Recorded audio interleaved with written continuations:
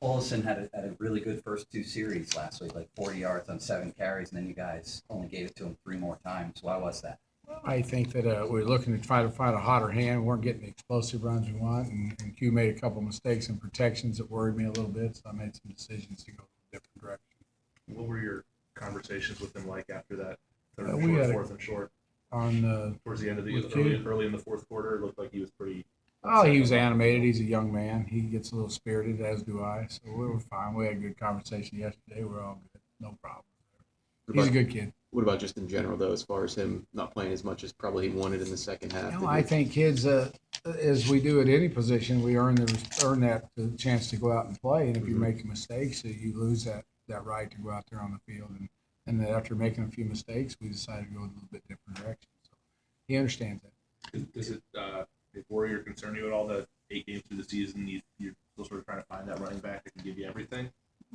Worry me? No. I wish it was all solved and everything, but right now all three of those kids are out there competing today, and they did a nice job competing.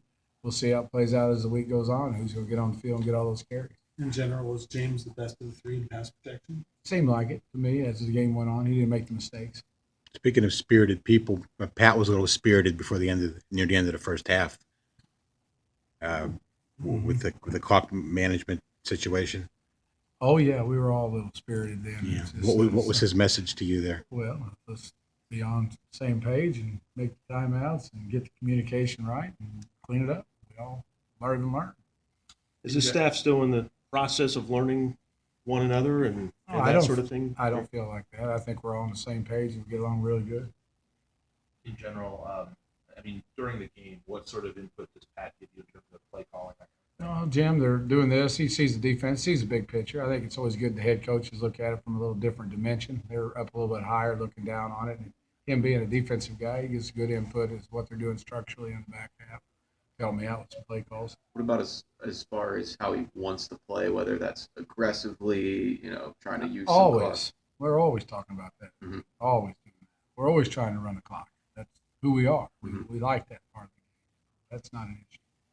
Most of the game plan is worked out in here during the week, right? There's not a whole lot of things you're changing on Saturday or there's a lot are of misnomer that you go into a ball game and you make a lot of changes. The halftime, the most talked about halftime adjustments that go on. Those take place occasionally. There's not a lot of that going on. Looked like Nate was under siege for a lot of the game. It also looked like a couple of times maybe he fled the pocket a little early. Is that accurate? I thought one time he did early in the second half. He saw a coverage that he thought he'd be able to take off and run on, and the rush guys beat a tackle inside and sacked him. But I thought his decision was right. His timing was wrong. But no, I don't feel like he was flushed out the pocket. And I do feel like we had a little pressure on us and a little bit of that with a mistake.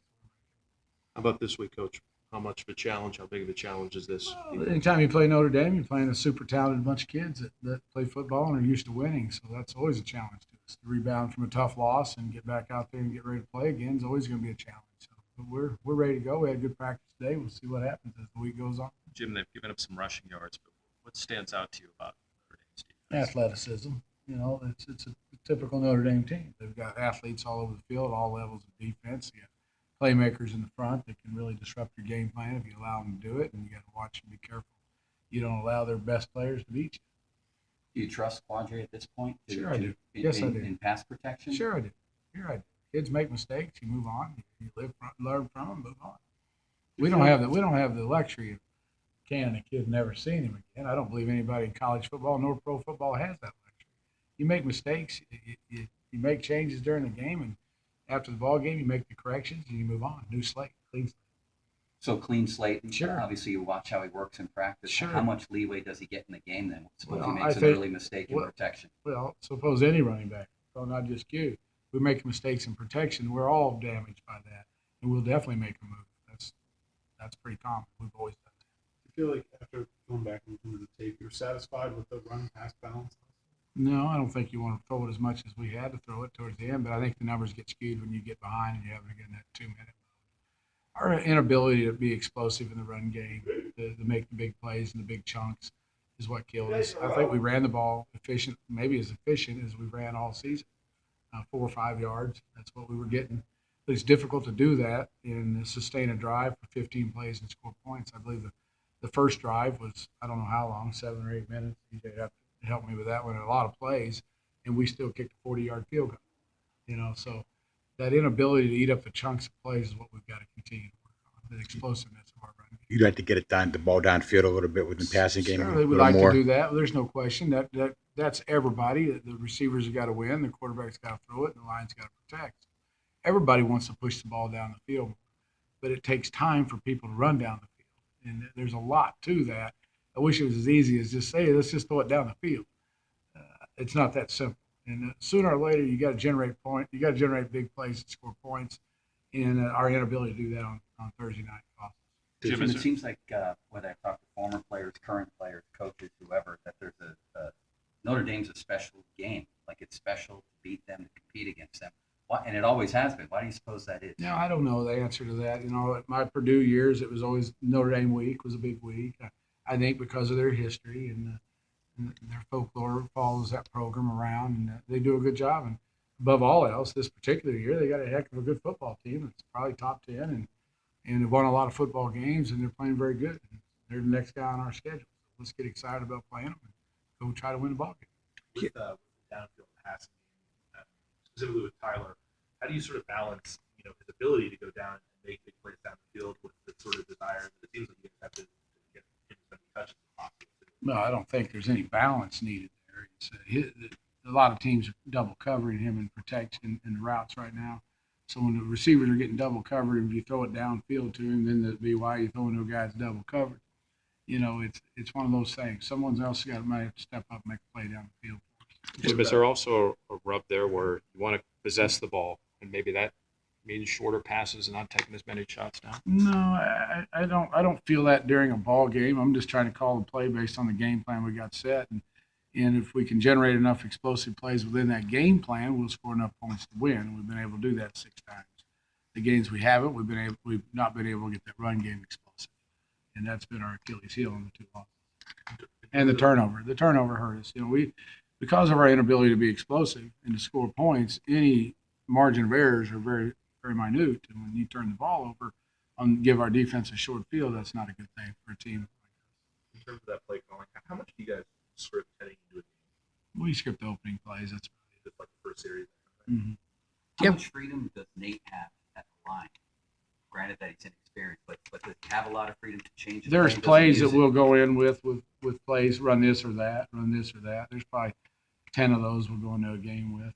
But most of our plays are set up to accommodate whatever the defense gives us. Do you have guys who come to you during the week, Jim, and say, hey, coach, let's run this week. Let's run that. I think I can get open here. You always have the more experienced players that do that. Artie's really astute up front about seeing things in the front, and Tyler watches tape, and Tyler will be one to do it. Nate Peterman is always doing it. He's big time into watching film and seeing weaknesses and giving his input.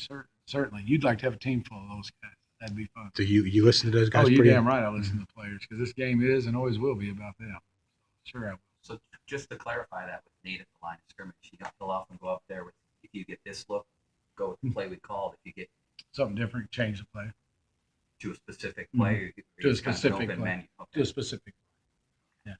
Well, how do you feel like it's been these last couple of weeks, keeping Chad engaged? I've had no issues with Chad. He's engaged. He's on top of the game plan, and he's been extremely professional. Really proud of him. Are you guys trying to work him into the game plan? If the game plan dictated that, we definitely would. I'd have no quarrel about doing that. Is it this week? Sure. Touche. You're getting a lot of first down tight ends. Has that been sort of play call, or has that just been who's open? A little bit of both, I think. And the tight ends, it's been a good matchup. JP's got open on some linebackers here in the last few weeks, and we got to keep trying to feature him a little bit more. I think he's done a good job. Is Zach your number 3 guy right now? Who's that? Challengeworth? He has been. He was on Thursday night. We'll see how the week goes this week. You have a number of recruits that are going to be here this weekend during your days at Purdue. Is it your understanding or your thought that you could open up a lot of eyes to your team because of people that will be watching Notre Dame? I don't think much about that. You'd have to ask the boss man all the recruiting questions. I think anytime you have a home chance and you're a good team and you're playing a good team and you win, regardless of who it is, it opens recruits' eyes. And I'm sure it has something to do with Notre Dame. I mean, I'd be a fool to dismiss that. pretty good team right now. Coach, thank you for your time. Real quick, we saw the other Quadri Henderson in the game against North Carolina. See a guy that might get a little more involved. We're trying to, and the freshmen are interesting. You always try to get them out there, and he was out there and lined up in the backfield one time. He didn't get lined up right. So you go through those growing pains with him. How far do you go? And we're trying to, and to see as his maturity and his understanding of the game plan progresses through the week will dictate how many reps he gets on Saturday. You right now maybe saving a year for him at this point? Not one bit. I never look back. I look back on Sundays, watch the game, critique myself, and move on. Thank you very much. Thanks, All Jim. right, guys. Thank Thanks, you. Jim. Appreciate your time. Mhm. Josh asked Jim the same question. I'm curious from a lot of people, just the sort of special nature it seems of Notre Dame game.